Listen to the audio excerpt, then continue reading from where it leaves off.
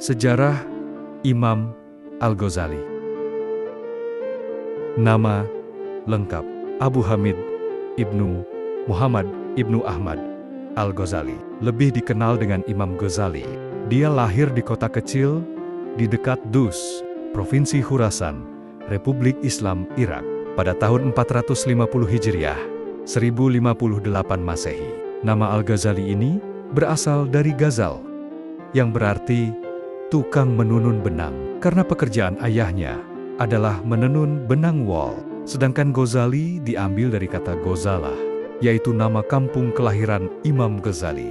Dan inilah yang banyak dipakai, sehingga namanya pun dinisbatkan oleh orang-orang kepada pekerjaan ayahnya atau kepada tempat lahirnya.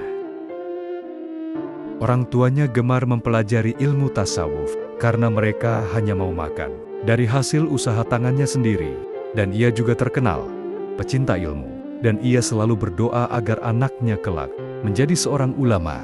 Amat disayangkan ajarannya tidak memberikan kesempatan kepadanya untuk menyaksikan keberhasilan anaknya sesuai doanya.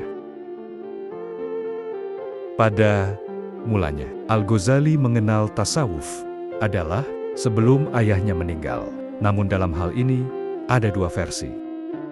Yang pertama, ayahnya sempat menitipkan Al-Ghazali kepada saudaranya yang bernama Ahmad. Ia adalah seorang sufi, dengan bertujuan unti didik dan dibimbing dengan baik. Yang kedua, sejak kecil, Al-Ghazali dikenal sebagai anak yang senang menuntut ilmu. Sejak masa kanak-kanak, ia telah belajar dengan sejumlah guru di kota kelahirannya. Di antara guru-gurunya pada waktu itu adalah Ahmad Ibnu Muhammad Al-Rizqani.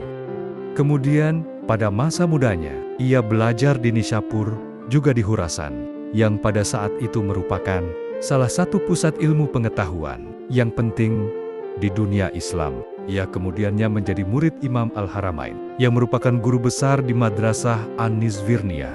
Al-Ghazali belajar teologi, hukum Islam, filsafat, logika, sufisme, dan ilmu-ilmu alam. Berdasarkan kecerdasan dan kemampuannya yang luar biasa, Al-Juwani kemudian memberikan gelar Bahrum Mughrib, atau laut yang menenggelamkan.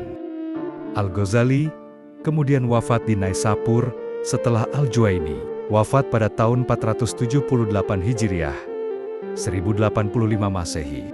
Kemudian ia berkunjung kepada Nisdam Al-Mar di kota Muaskar. Ia mendapat penghormatan dan penghargaan yang besar, sehingga ia tinggal di kota itu selama 6 tahun. Pada tahun 1090 Masehi, ia diangkat menjadi guru di Nisfimiyah, Baghdad. Pekerjaan itu dilakukan dengan sangat berhasil. Selama di Baghdad, selain mengajar, ia juga memberikan bantahan terhadap pikiran-pikiran golongan Batiniyah, Islamiyah, dan golongan filsafat lain-lain.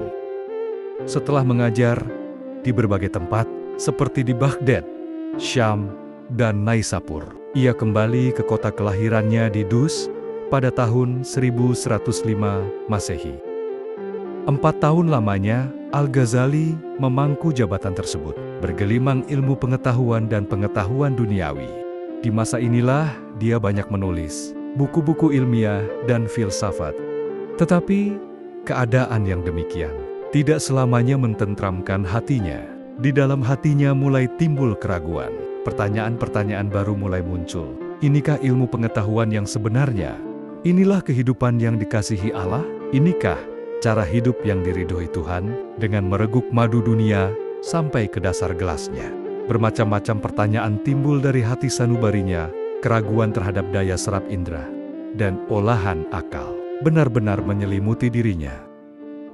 Akhirnya dia menyingkir dari kursi kebesaran ilmiahnya di Baghdad menuju Mekah, kemudian di Damaskus, dan tinggal di sana untuk beribadah. Ia mulai tentram dengan jalannya di Damaskus, yakni jalan sufi. Sekian, terima kasih.